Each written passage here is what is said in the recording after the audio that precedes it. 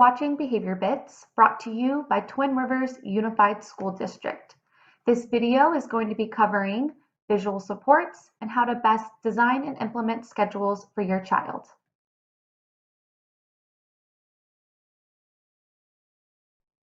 So what are visual supports? This is really just going to be a visual representation of what the planned activities are for that day and in what order they're going to occur.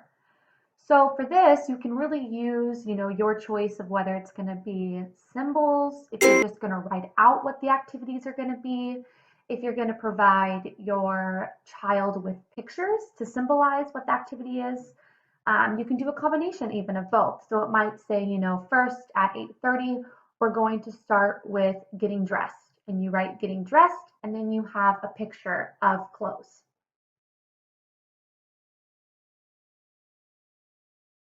So now we're going to look at why you would use a visual schedule.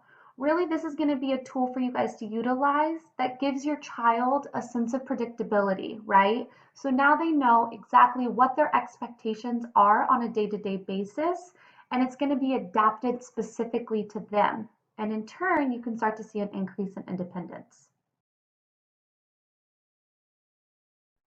When developing individual schedules, there's a few questions that we want to ask to ensure that the schedule we create is going to be specific for our student or your child, and it's made specifically for them.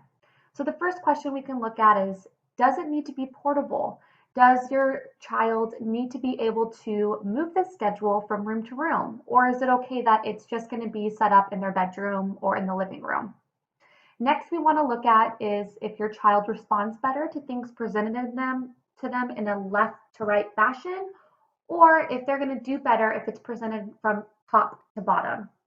And the last thing we want to ask is, do you want your visual schedule to only incorporate maybe certain parts of the day, so their morning routine or their evening routine, or is it going to be best for the schedule to be the full day from morning to evening?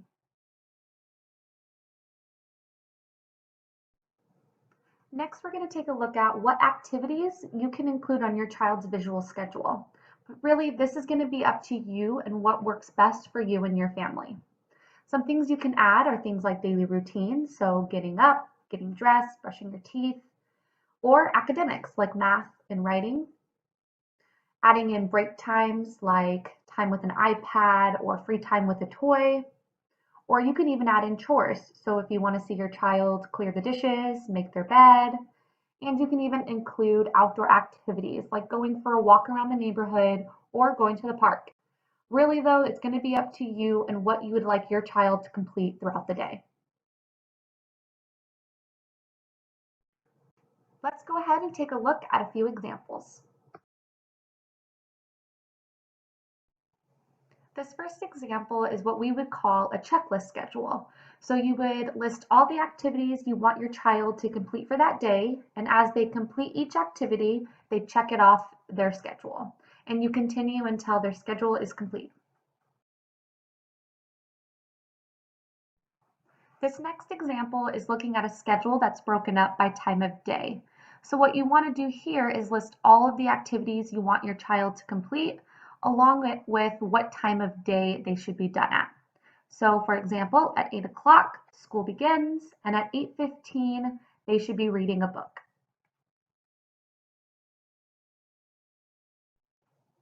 The last example is a schedule that's broken up by routines. So rather than showing a schedule for the entire day, you can kind of pick and choose what routine you want your child to complete. So for example, they're looking at their morning routine, so they wake up, make their bed, and then they complete that entire routine. I'd like to go ahead and end with some final recommendations regarding visual schedules. First, be cautious of your increments of time. When setting up work for your child, try to aim for about 20 minutes of work and incorporate plenty of breaks throughout the day. Make sure that your breaks are equal to the amount of work that they've completed. So if they've just completed a non-preferred task or even a difficult task, ensure that they have enough break time. Next being that you have clear guidelines. How will they know when each activity starts, and how will they know when it's complete? Are you going to set a timer to signal to them how long they have to work for, or are you going to ask that they come get you when each activity is complete? Thank you again for tuning in to Behavior Bits, brought to you by Twin Rivers Unified School District.